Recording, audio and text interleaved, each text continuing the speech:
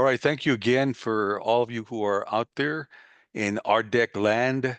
Hopefully, we'll be providing some information here that will be extremely valuable.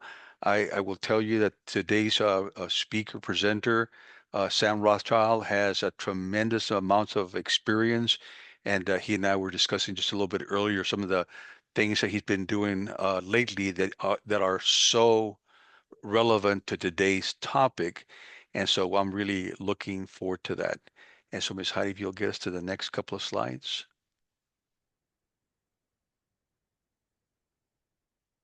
Oh, well, okay. I guess we'll start there. I did want to make sure that we let everyone know that the Arkansas Economic Development Commission, as well as the Arkansas Manufacturing Solutions, is the organization that is providing the funding for our organization and providing the funding for these webinars so that we don't have to charge anything for them. AMS, as we call them, their mission is to maximize enterprise value for manufacturers through innovation, operational excellence, sustainability, and leadership development. And having worked there, I will tell you that these people are top notch in what they do.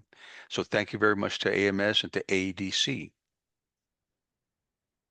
And as to the District Export Council, for those of you who might be somewhat new to our webinar series, the Arkansas District Export Council is part of the National District Export Councils, and I think there's 60 of them, and there is an organization called the National Association of District Export Councils, which we are part of.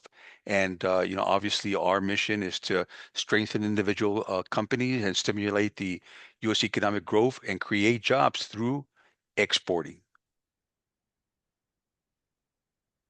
So these are some of the topics that we have covered and are going to cover.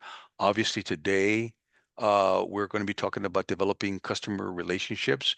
We've already done getting ready to export, which I happen to present, and building a global infrastructure. Mr. William is the one that put that on, and so we're going to be covering this topic extensively. And like I said, I think you're going to get some great information.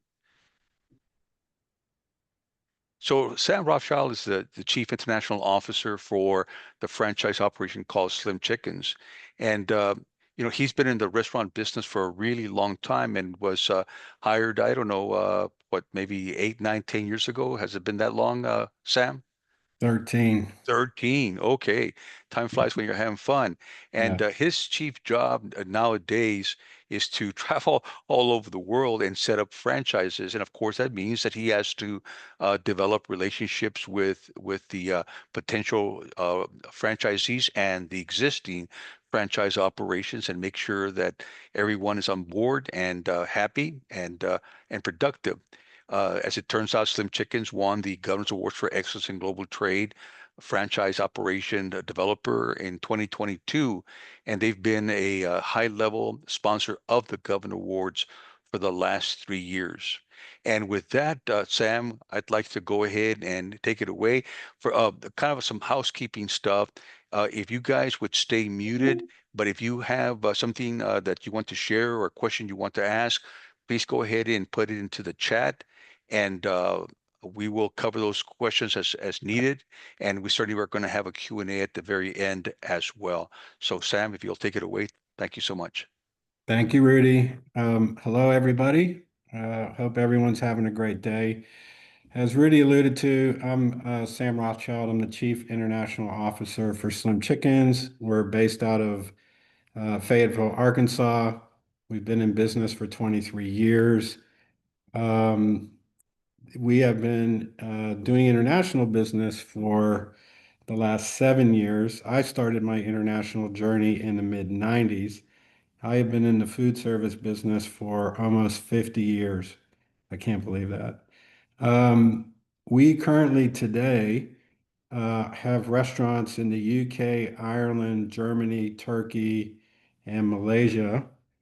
Over the last year and a half, we have deals that we've completed in Poland, France, Spain, Germany, Saudi Arabia, Qatar, Singapore, Brunei, and Puerto Rico. And we are just finishing up two deals in the United Arab Emirates and the Philippines. As I was telling Rudy and Heidi earlier today, I've been on the road a lot. And so I want to talk to you about is how all this happens and how developing relationships with people to export your products and services globally is critical to be able to get deals done.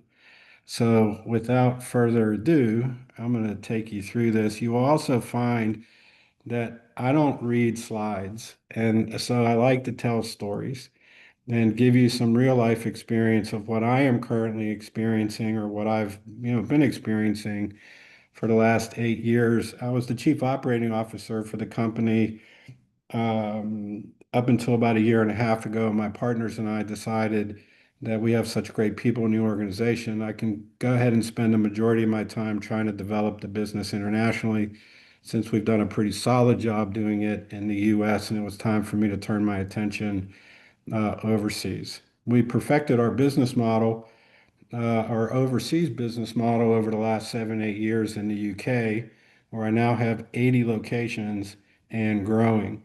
So we're taking that business model, and that is what we are fundamentally exporting around the globe.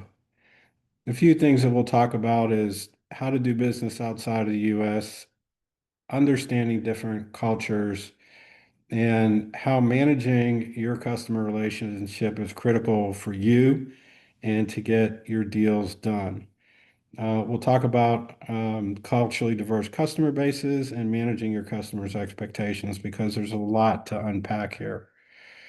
We're going to talk about establishing credibility, building your network, and leveraging technology. So I will say this, adapting of your cultural business practices. And what I mean by that, I'll give you an example for Slim Chickens. We have to adapt our business model and our menu based on what countries that we're going into. I'll give you an example, very small example. And I don't know what you're going to be exporting, but this may apply to you. So, for those of you that know Slim Chickens, we sell chicken tenders, wings, sandwiches, but I'm really exporting my IP and my menu. We went into Malaysia recently. We have this menu item called macaroni and cheese bowls, very high seller for us in the US. Well, in Malaysia, they don't eat macaroni and cheese, but they do eat a lot of rice. So we substituted the rice for the macaroni and cheese, and therefore now I have a rice bowl, and it does very well. The reason why I say that in our business practices, when we look at the menu or when we look at financials, as we are looking at how to do business in some of these places, we have to start understanding, and you would have got this in an early seminar about the politics, the financials, your customer base, and then try to adapt what it is that you do to be able to fit the needs of that country. The thing that I have found most critical to getting these deals done, and I do the deals as part of what I do for the company. There is, when you make that initial connection, whoever the deciding individual or the person who's going to take the lead on the other side of doing this deal with you, you have to make an authentic connection. And what does that really mean? You have to, once you get through any cultural barriers, sometimes I've dealt with people that don't speak English, very, very rare. But the person who they assign to you is somebody that obviously speaks very good English. They understand what it is you're trying to do, and I try to understand what it is that they're trying to do. What I try to do very quickly and disarming people is we get to know each other as people and understanding our core values and what we hold dear to ourselves before we really start chopping into and getting into the business side. Very hard to do via Zoom. For me, if I've got something that's real, I jump on an airplane and I go meet people because that's where the relationships and the connections start. You have to understand and be somewhat of a student of the world You need to be able to willing to learn a little bit about culture and history. And I always say do your homework, but ask appropriate questions and find common ground as to what it is that you like. For me, families, kids, it says sorts, it should say sports, hobbies, what people like to do. You can typically find some common ground there really quick and spend a lot of time talking and getting to know each other because it really kind of disarms everybody. Look, if you're selling a product and you're talking to somebody and they're serious, well, maybe want to buy what it is that you're selling. And at the same time, you're trying to figure out whether or not you want to do a deal with these people. For me, it's really critical. They are running my restaurants halfway around the world, and I want to make sure that they know how to do a good job doing it. So there's a lot of homework that I have to do about their company, about their capability, about their people, their infrastructure. But it's amazing what happens when you can sit down and just have a really casual but pointed conversation about how they run their business and who the people are that you're doing business with. I always say try to avoid politics, but these days, globally, people are very curious what's going on with our government and with our new president. And there's a lot of opinions in the US and globally around it. So it usually comes up. I just tell people be very, very careful and figure out really quick which way the political winds are blowing and try to stay extremely neutral while trying to support what it is that we're doing. The other thing I tell people is, and we'll talk about this later, why the translator app is very important to you. Because sometimes there are people there that might not speak English, but you can start communicating to them via app because the app translators can help you read and they also speak and translate for you. It's very interesting, and we'll get back to that. But I can't tell you enough about making a personal and professional connection is what's going to get things started well and keep things moving. I would just say that you have initial calls, a lot of times Zoom. You might meet people in person, but you got to figure out who the key is, who the key decision maker is, and hopefully you're dealing with somebody that owns the business. I'm about 50-50 on whether or not I'm dealing with somebody who's a senior person within that organization that is the one who really is going to sway whether or not the decision gets made of whether or not you're going to do a deal. I also have found, so you've got Zoom, you've got um, email, you have phone calls, and then my favorite is WhatsApp. Because typically that connection personally and professionally and communications outside of the larger group, I use WhatsApp to tap in on a pretty regular basis. And I would say half of my WhatsApp is personal and half of my WhatsApp is trying to push the deal along a little bit because it's much easier to get things moving with one person than if you're always on emails or meetings where there's like a half a dozen people in the room. It's very difficult to get things moving, but you can move things along via WhatsApp, via texting. And I use WhatsApp because it's secure, it's encrypted.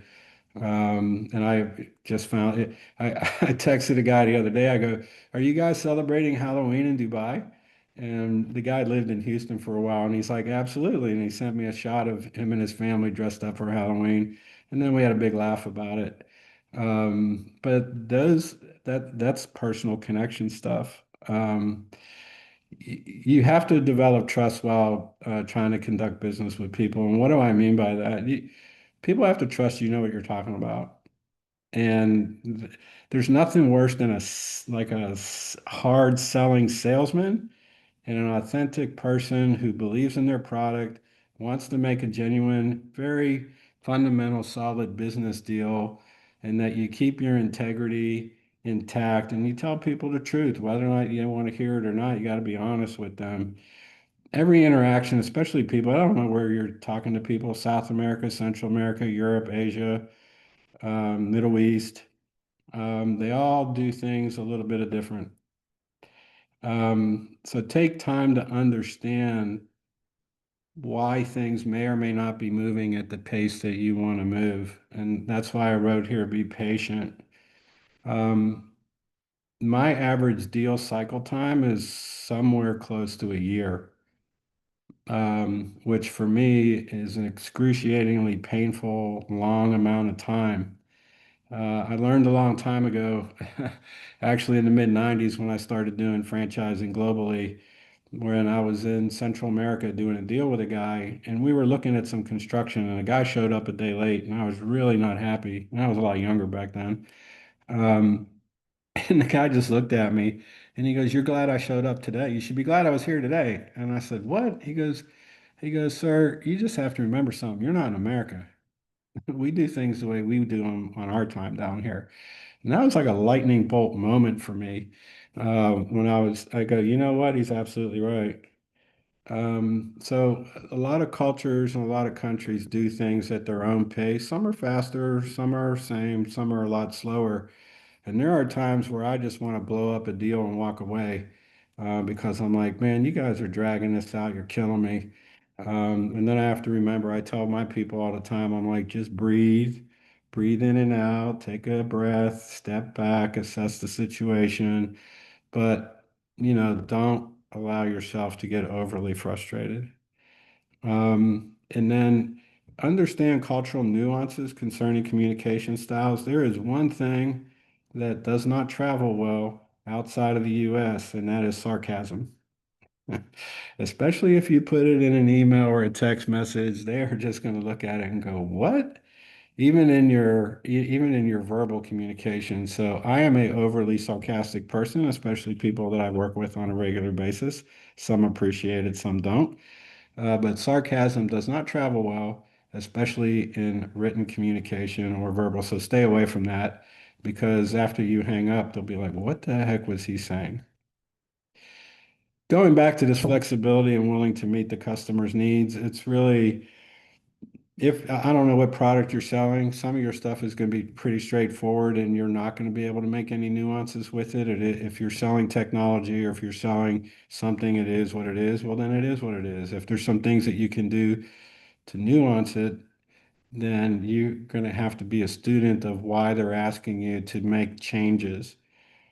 Also, a lot of times, and this might be universal for everybody, and this for me is something that I spend a lot of time on around contracts.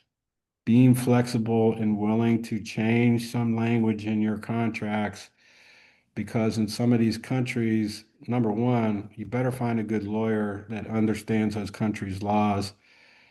For example, in Malaysia and Saudi Arabia, franchising law is extremely difficult and very expensive. In Qatar, for example, it's basically contract law. They don't even have franchise law there. So for all of you, when you need to be flexible, sometimes that pertains to your product, sometimes that pertains to legal aspects and or other timelines. So you really got to understand what people are trying to accomplish. For me, I'm trying to get deals done. And when you're trying to get a deal done, flexibility to get it over the goal line is critical. You And have to decide, yes. no, go ahead, Sam. No, I was just going to say you have to decide with the decision makers in your organization where you can have flexibility. For me, I'm one of the owners of Slim Chicken, so I don't have to go and get approval. I just do what I need to do that's good for my company and good for the person that I'm trying to do business with. And Sam, since you're covering the legal aspect, the reason that people's different countries have different cultures is because that's what worked for them. We as Americans sometimes have the misunderstanding that all other countries evolved exactly like ours and that that everything is done in other parts of the world exactly like it is in the United States, and that's just not true.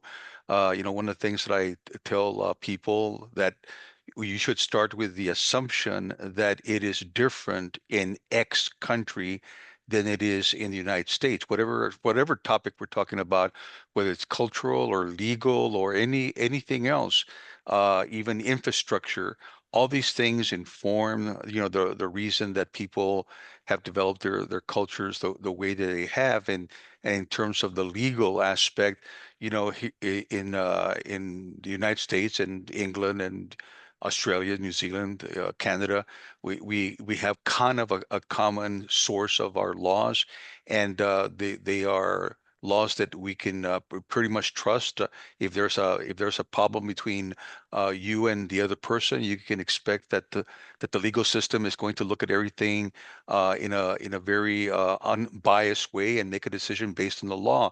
That's just not true in many, many, many countries, and as a consequence of that, they prefer to have to develop a relationship with you, to get a strong sense that they can trust you, because they can't trust their legal system as much as we do. And so just understand that it is different, and that things have to go slower there because of those conditions. You're 100% spot on, Rudy. I can't stress that enough. And then I blew up a deal recently because their lawyers, I said to the guy, I go, you want me to sign your agreement, you don't want to sign mine. They had an attorney to just chop my agreement to shreds. But then, the deal I did in Qatar was probably the fastest, most straightforward deal that I did because they wanted to get the deal done and they didn't want their lawyer to be an obstructionist. They hired a deal lawyer. But yeah, they make you change your language for sure. Every country's got their picadillos, and so does every company that you do business with. There's a few things here that I wrote down. I always underpromise and overperform when trying to set expectations for the product, the service, the timing, how we're going to get things done. I try not to be aggressive. I try to be I'm just a very straightforward, straight shooter. I call balls and strikes. I always put my hat on and put myself in the other person's shoes, and try to figure out what it is they're trying to sort out about me. If I go into some of these countries and let's say, I did a deal with them and I collect some upfront fees, some of these guys are committing tens of millions of dollars to build restaurants for me. That's serious. That's real money for everybody and a real commitment. So, one of the things that I have to do is help people understand and align the resources of my organization to the resources of their organization for us to be able to pull this off. And that is mission critical to be able to do this. And I wrote here, offer high quality competitive products and services and demonstrate your company's capabilities. I mean, for me, because of the business that I'm in, a lot of people who go through England and London is where I generate a lot of my leads or people that are coming through the US. But when a guy calls me from Dubai or they call me from Southeast Asia, I find them or they find me. I usually have people meet me in London and they can see my restaurants and take some of their people. For me to go to the Philippines, for example, it's 32 hours to get there. That's a heck of a commitment. But asking guys from the Philippines or Malaysia or Dubai to go up to London, no big deal. 24 hours door to door for me to get to Dubai from where I live. It's only 7 hours from Dubai to London. So I share that with you because there's sometimes you got to set up an outpost somewhere, and that's how I'm doing things to get business generated in other parts of the world. But one of the things that you're going to have to do, and I call them sizzle reels, I have these very impressive multimedia decks that show the capabilities and the things that we do as a company. They're very flashy, they're very exciting, high tempo music. They're usually about 5 or 10 minutes long because people who have never experienced my brand are part of the people that I'm pitching to. There might have been that key person, but sometimes you walk into a room and there's 5 out of 6 people, they don't even know what the heck you're talking about. Now, Most people get on the internet, they're surfing around my website, they're looking at what's going on. But when you sit down and you're really trying to sell people on your product, your company, your services, what it is that you want to do, um, you got to demonstrate your company's capabilities. Sometimes that's the difference between one getting a deal versus a not. The people that I deal with, I'm not the only brand that they're shopping for. It's very interesting for me. I'm in the chicken business. Chicken is the only protein in the world that does not have a religious objection. Everybody eats chicken. Now, some people it has to be halal. I have that solved globally from a supply chain perspective. But they might be talking to two or three other restaurant companies. What makes me different from them? And there's a lot of factors. I'm not going to go into that today. But what they do understand is that the person that they're talking to on a regular basis, I'm a subject matter expert. I know my company's capabilities. I helped build it. But then I understand what needs to happen to make the deal work, uh, to to start understanding, quickly when they're listening to me, and then I start listening to them, where I have to adjust mentally or fundamentally to hit the mark for them. As Rudy said earlier, every culture is different. You have to become a really sharp listener and really watch body language. And they're watching yours as well because it's the things that you don't say and they don't say, where you got to read between the lines. The other thing that I always do is try to make it fun and very engaging. Um, we go out and see things. We go to lunches and dinners. My questions are full of fun. We laugh. We have a good time. Some cultures drink, some cultures don't. You got to work your way through that. But at the end of the day, even if you don't do business with them, sometimes I don't, you may have a friend or somebody as you're traveling around the world, you can still call them and have a cup of coffee with them. And you also sort out sometimes, even though they didn't do the deal with you, they might come back later in your life because they've moved on to another company. That's happened to me twice already internationally.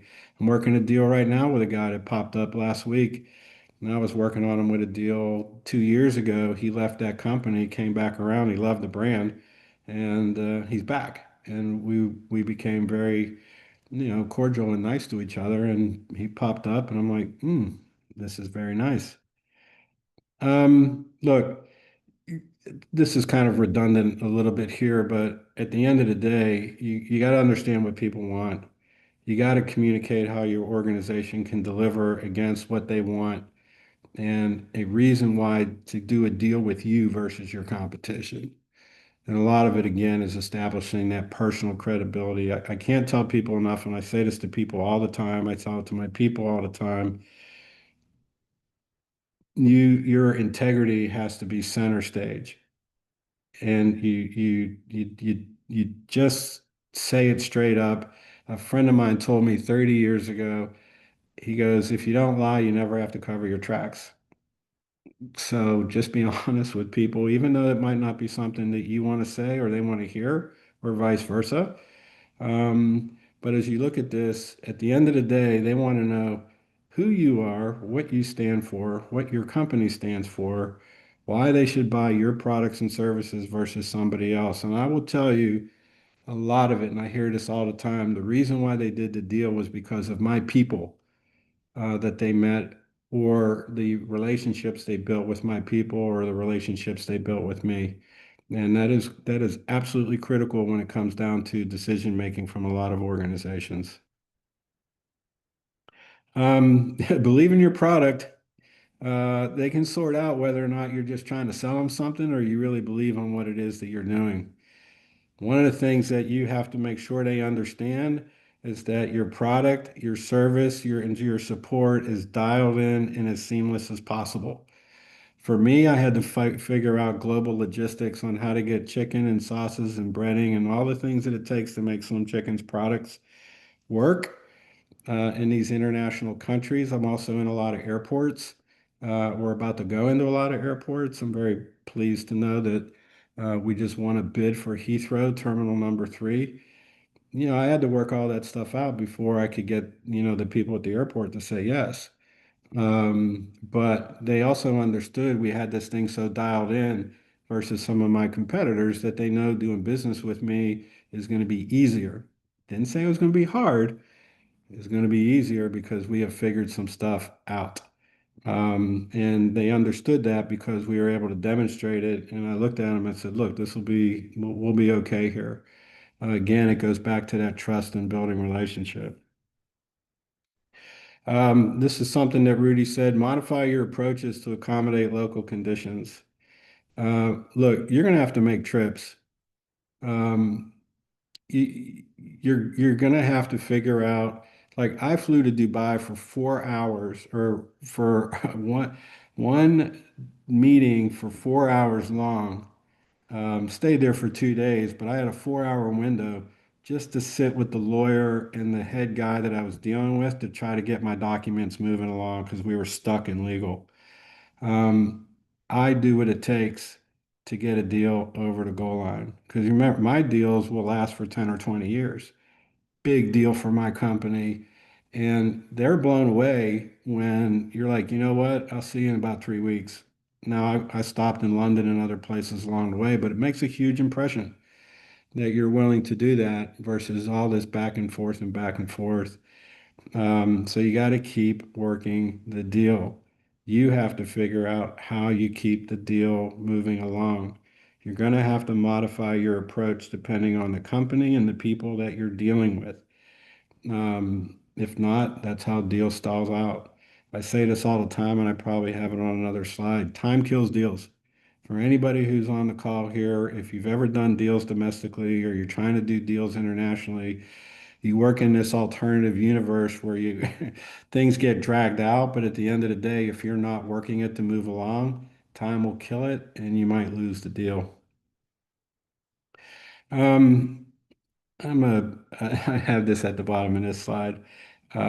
So let me go back to here and then we'll pause and we'll start taking questions. Leverage technology. Chat GPT is one of my new best friends. 2 days ago, I got a nice lead in from a company. These guys reached out to me. They saw my restaurants in London. They're Eastern European people. They have lots of restaurants in some countries. Some of them, I don't know if I want to do business there, but I chat GBT these guys. I probably spent an hour drilling down, asking it questions. I learned a lot about these people even before I'm going to get on. I'm actually going to London next week, and one of their key guys is there. So it's going to be very fortunate. We're going to be able to meet up for a coffee and get to know each other. But I have done my homework quickly because a lot of times people send me stuff and then they put together these nice PowerPoint decks and they send them over, and I start doing my research, and these companies aren't real. Or somebody just put a slide deck together and misrepresented themselves. I use it every day anyway, not just for sourcing leads. I also use it for communication. Um, so I'll write these. I'm not a long email writer, but sometimes you got to write something that's a little smart, intelligent sounding, smarter than I can write. I'm a math guy, but I also do okay writing. I'll take my email, I'll cut, paste it, put it in the chat GBT, ask it to polish it up and make it look better. And that cut it, paste it, put it in an email, and they think I'm way polished. ChatGPT will do that for you. If you haven't done it before, you should really take a look at it. It makes your communications look extremely professional.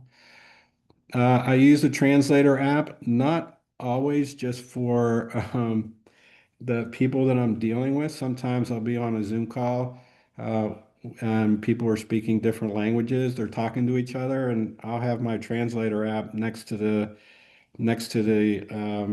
screen, and I tell them I'm doing it. It's translating in real time, so I can understand what these guys are saying to each other back and forth. If not, I miss 90% of what's going on. I also use it for transportation. I was in Egypt not too long ago, and I had a driver for 2 days. He really didn't speak English, but we were communicating to each other via the translator app. And I would type it in English and hit it, and the audio would play. And he knew exactly what I was saying. And so we were doing that back and forth with each other over a 2 day period of time, made things a heck of a lot easier for us. And sometimes you just hand it to somebody and they read it real quick. And I have found that to be extremely helpful for me. The other thing is currency conversion. I have looked at doing some countries, but then I have figured out their currency. And this is one of the things I think you may have learned in a prior series if you've attended the first two. Currency is a huge issue. And I look at some of these countries. I looked at one the other day over in Sri Lanka, and I figured out I couldn't make any money. The currency is so devalued. Same thing in Egypt. If something was $10 here, a meal was $10 here. Over there, the currency has been so devalued, it was $5 over there in currency equivalent. I make my money on royalties and other things. I'm like, I can't even afford to do business there, but I'll keep it on the list. And it used to be 50 to 1. It used to be 35 to 1 and went to 50 to 1. But I also do the currency converter a lot because, I'm always watching to see what currencies are doing on a pretty regular basis. Most currencies are stable, some fluctuate. It's just a part of my business acumen to always kind of keep tabs on what's going on with currencies around the world. But I also do it when I'm looking at my business model to see whether or not the currency's stable and we can make money, they can make money. And then the other piece, a huge piece of it is the systems and processes you offer to your customers and leveraging technology. There are some very core, basic, fundamental programs that we use to run our business in the US, and some of them are global and some of them are not. But we show them the technology that we use to run our business, and we try to find something like, or we introduce them to the technology that we use. The majority of all of the people that I do deals with, I should say all the people that I do deals with, are all in the food service sector.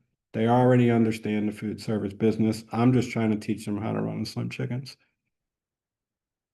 So with that, I appreciate you listening to me for almost 40 minutes drone on. We'll open it up for any questions that you have for myself or Rudy, and we'll try to answer them the best we can. Sam, thanks so much. Obviously, great information, and as one of the attendees said, what you said is gold, and I think it's exactly correct. One of the things that Sam was alluding to a little bit ago, he was referencing currency, but just in general, you have to really look at the whole country holistically. You can't just look at one facet of it. For those of you who have heard these different webinars before, you know that I mentioned Brazil a lot. If you look at Brazil strictly from a marketing perspective, it looks like an absolutely no-brainer country to do business with. But there are several other hindrances with Brazil that make it usually not an ideal country for Americans to do business in. So look at everything about the country, not only the culture and not only the demographics, but also things like currency, the laws, especially in terms of intellectual property. In Mm. the case of Brazil, it takes about 10 years to get intellectual property done. And so that's just really not conducive. And things like their financing system, the interest rates start at about 35% Mm. versus 7 or 8% in the United States. So make sure that you look at every aspect of the country, including the things that Sam mentioned, before you decide that you want to spend a whole lot of time trying to market or trying to find clients in those countries. Took me 5 years and four different tries to get my logo trademarked in China. They didn't like the word slim. They didn't like the word chicken. They didn't like my bird. It was black. It culturally offended them, so I had to register it in red. And there's just a ton. You're absolutely right. And then I look at the political stability as well. You look at the government. I used to do business in Venezuela in the mid 90s with another concept. You're not going to Venezuela now. There's a lot of places that I'm like, yeah, I'm not going there. Rudy, you're right. I have a checklist, and I didn't do it today because this is about relationships and customer, connectivity. But yeah, there's a lot of stuff you have to tick the box on before you make a decision that you're going to go into some of these countries because there's a few bump outs where I'm like, yeah, But you have to be patient. You might go back there 4 or 5 years from now, but it might not be the right time, to go there today. Absolutely. There will be, a handful of countries that are much more conducive to doing business with today, and others that it may either be later on or never. So make sure that you look at every aspect of the country before you decide to spend a whole lot of money and time doing so. And with that, I don't see, Oh, let yes, me we see here. have. Oh yeah, here we go. Here we go. My apologies. It would probably be helpful if I put my glasses on. Um, says, I have a couple of questions that may be of interest to my students at U of A. Number one, how do you decide in which countries to expand? And we've kind of addressed that a little bit. Why Turkey and let's say not Greece or Bulgaria? I guess let's start off with that, Sam. Yeah, we just did a deal for Greece. Turkey came to us, so we are in the airport in Turkey. We have done a deal with three large airport feeder providers that have a lot of the global business. Turkey on internal in the country, it's been very interesting for food service for America. I'll say this, what has happened in the Middle East over the past couple years has caused a very interesting in our business phenomenon where the certain communities of people have silently boycotted American establishments, where they're not loudly boycotting, they're just not going there. I'll give you an example. They closed all the KFCs in Turkey. Hmm. 100 KFCs closed in Malaysia. Hundreds of Starbucks have closed all around the world because of, political views. Now that things are settling down, okay, things might get back to some resemblance of normal. I would love to be able to get into Turkey, and get into the country. I think it'll be a very nice business for us. But yeah, I think Greece is going to be phenomenal. We just finished a deal there. We're very excited about the team that we're doing. The follow-up question to that was, what would be strategic regional priorities going forward? Yeah, that's a good question. I'll give you an example. We did a deal in Malaysia, and we're finishing up a couple other deals in the region. We have focused primarily strategically. We said, okay, we perfected our business model in the UK, which now we are expanding into Europe because people see what we're doing there, and the business model will translate. I said I wanted to do Europe and APAC or Middle East and APAC. I'm pretty much finished in the Middle East. I think the only country I'm not going to have covered is Bahrain, and I'm sure somebody will pop up and want to do it. And then getting into the Asia Pacific, Singapore's not open yet. Malaysia just opened. We're finishing up this deal in the Philippines.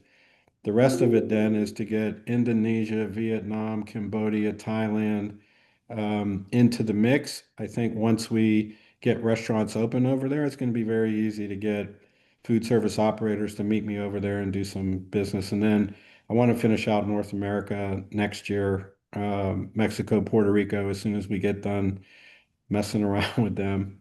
And we'll get Puerto Rico open. We'll get two restaurants there next year. So strategically, I'm trying to fill out different parts of the world so I can put operations and infrastructure in place. So we'll be in Dubai in a couple weeks. I'm interviewing an operator that can help me operate the business there. So there's a lot of strategic factors that go into play, but you want to cluster it.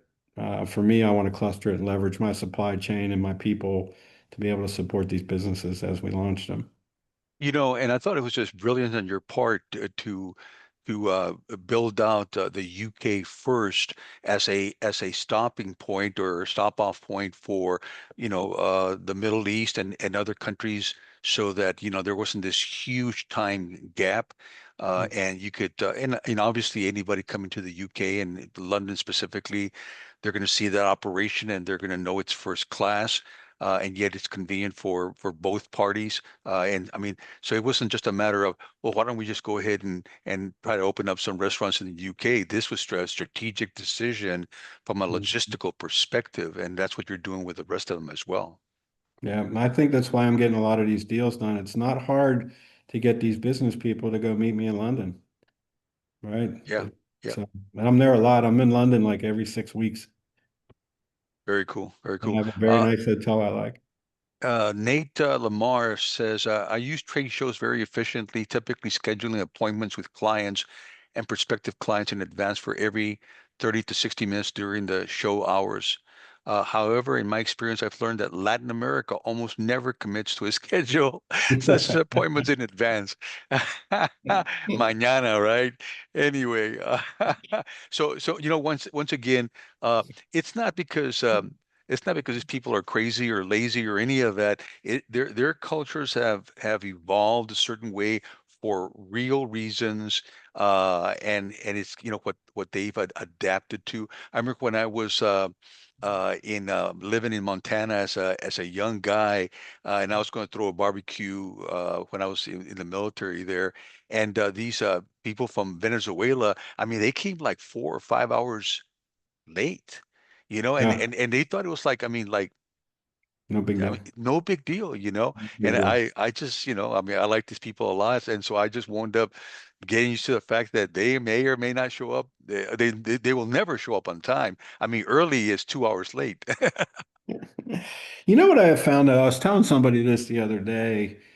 Um, Somewhat globally, I have found this to be true in some of the countries where some of the stereotypes are breaking a little bit. What I have found is that I'll say 40-year-old-ish guys that I'm doing business with here, which are second gen, typically in their family trying to do their own thing, who have been better educated. A lot of these guys have degrees coming out of the UK, Europe, or, the US. Right. They're breaking that mold a little bit. They're a little sharper. They try to adhere to everybody's kind of, they're more generalists in the way they do business. You still have the outliers, but I was telling somebody this the other day because they were giving me like this stereotype of these two countries that I was doing business with, and I said, you know what? I said some of these guys that I'm meeting now, they kind of get how you should do business globally. Some of the older guys haven't changed their attitude, but I think I'm starting to see this kind of switch, which is actually very refreshing. But that's only the It's trickling of it. evolving. Yeah, Yeah. it's evolving, but there's still a lot of guys. You're right. You're like, man, if you show up today, I'm going to be happy. Yeah. As But you know, typically the Spain. people are nice.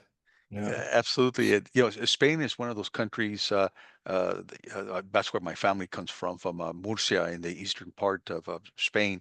But in any case, those guys, of course, were known for the siestas, right? And there's still a lot of that. But in some of the medium and certainly the larger companies, that's all but gone. It's very very much like the United States in terms of the expectations, um, but just to your point, the older generation are still sticking to the siestas and all of that, but the younger folk are really more They're getting on global. board. They're getting Yeah, they're on getting on board. board. I mean, if Yeah. you're going to do business and grow and all of that, you got to do business like the rest of the world does, and so they are making some adaptations. I think I will leave it at that.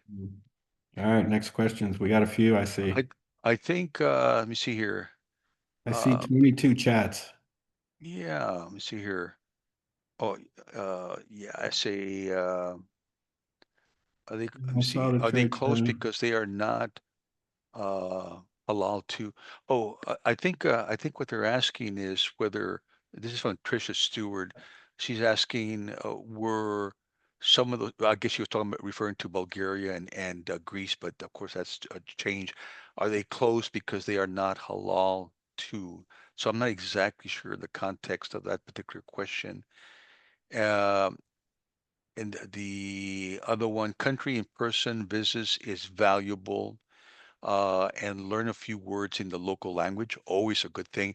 Learning to, I mean, trying to, to accommodate them and show that you're interested and that you want to understand their culture and all of that. Super, super important. I mean, nobody likes the ugly American, right?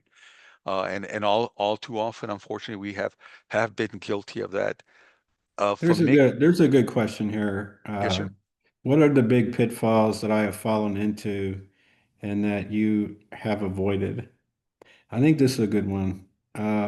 Absolutely. I think the thing that taps me a lot and just the biggest pitfall has been getting mired up into the legal situation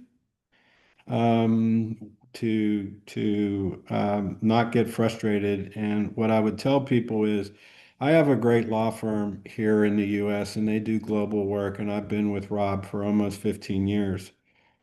But I also have to find local counsel. Like Hmm.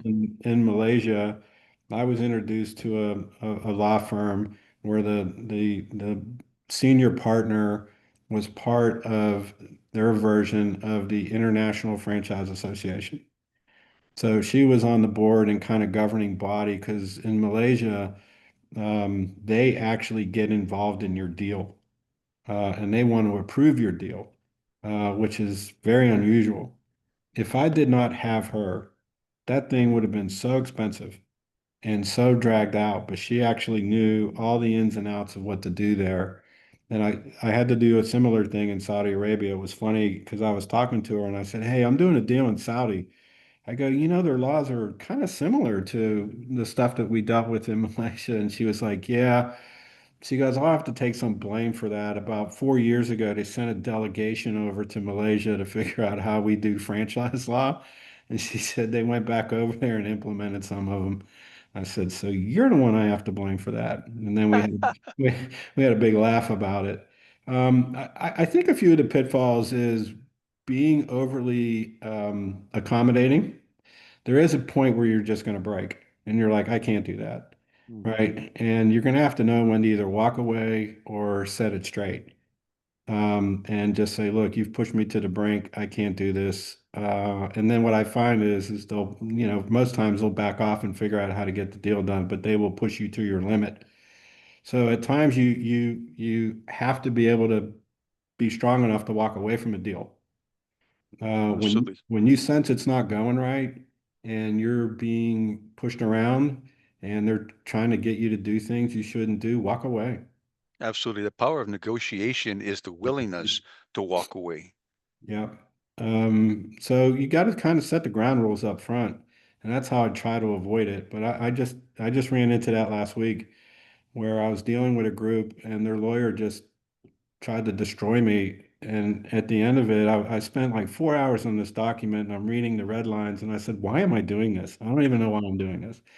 So I put the paper down and I shot off a message to them and I said, yeah, I can't do this. I go, this is the first time in my career that I am not going to be able to get over the legals of getting a deal done. And yeah, I just can't do it. And they fired the lawyer. They got another person in the firm. They want to do the deal. They're backing up. And I got an email from them this morning that said, "Hey, we hope to have new documents to you tomorrow." Because they want to do it, but this woman who was doing the legal was crazy. Um, Sam, I don't know whether this has been your experience or not, but especially, particularly on the legal part, I'm a small business guy and have worked with small businesses for a really long time. But I have found that in deals like what you're doing, especially cross-country deals, you really need to work with larger law firms. mhm, Because a one man or two man operation just doesn't have the scope of knowledge that is often needed, in working with medium and larger companies. If Bob doesn't really know something in particular, he can walk down the hall and ask, one of the veterans, so to speak, about, how to go about doing something. And I find that that's not really something that works with really, really small firms, and the ability to deal with law firms, larger law firms in other countries. and have that same level of professionalism and understanding and knowledge base in particular. I just think it's really important to make sure that you hire the right law firm to do these legal work. And I think the Export Council and embassy and other people, can assist if they're or can point you in the right direction, or use network to be able to do that. But look, we this is in another series, but in the getting ready to export, depending on your company, you better put a budget together for legal fees. Hmm. Absolutely. And some countries are easier than others. It really depends on what you're getting into. Somebody asked a good question here about the Middle Eastern countries and culturals to accept, our content, our products. I'll give you a good example on a few things. One, yes, my signage has to be in Arabic. So we have local experts that do the translation. Actually, ChatGPT does translations amazingly accurate now. It takes me 2 minutes to translate a word. Um, the other thing and this happened to me in Southeast Asia. So in the US, we sell chicken breast for our chicken sandwiches. In Southeast Asia, we use thigh meat. They don't eat chicken breast over there as part of their regular eating sandwiches. So thigh meat's great. And they love our sandwiches over there. But that was a cultural accommodation we had to make. It doesn't hurt the brand. And when I looked at my competitors who are over there, competitors being food service operators, whether they're in QSR or other dining, yeah, they all serve it. And that's part of the pitfalls that people forget. These U.S. food service companies go in there and they don't do their homework and they try to make these people do things that they shouldn't be doing because they don't know any better. And they just try to cookie cutter. That is like mistake 101, to try to transport exactly what you're doing. We've also had to make some accommodations in the way the restaurants look on the inside. Actually, some of them, like the guys in Saudi, man, some of my competitors, their restaurants are so great looking, and they use a lot of audio video stuff because these 20, 30-year-olds over there are so into technology and all this other cool stuff that I actually have to up my game. Because I don't think what I do in the US, would play well over there. I have to take it to another level because I see what these guys are doing. I'm like, yeah, I can do that too. I can design that way. But again, those are understandings and doing your homework to be able to, kind of make it work. I haven't really run into a colors issue. But it was interesting. Back in the mid 90s, I was working for a concept called Bennigan's, and we were an Irish American grill and bar. Yeah. We did a couple in the Middle East. We were not a Irish American grill and bar. We were an Irish grill. We were not a bar and we were not American. We were just Irish grill. We figured that would play much better in Bahrain than saying that. And the logos and everything else was the same, but this is just a little nuance, right? Very good. Sam, this has been terrific, fantastic insights. Just like several of the people have commented, this is gold and really, really valuable information. We thank you very much for having taken the time to share with us your insights of years of doing this stuff and seeing how it works and how it doesn't work, and making sure that everyone is willing to be a little bit flexible and understand the cultures and all of that. And thank you for the people who attended. We hope that you got a lot out of the session, and we look forward to seeing you next time. I think, Miss Heidi, the next one is 2 weeks from now. Is that correct? Yes, sir, that is correct. We're taking a break next week and we're coming back on Wednesday, November 19th. All right. Well, thank you again, and we will call it a day. Take care. Bye bye. Thanks, everybody. Bye bye.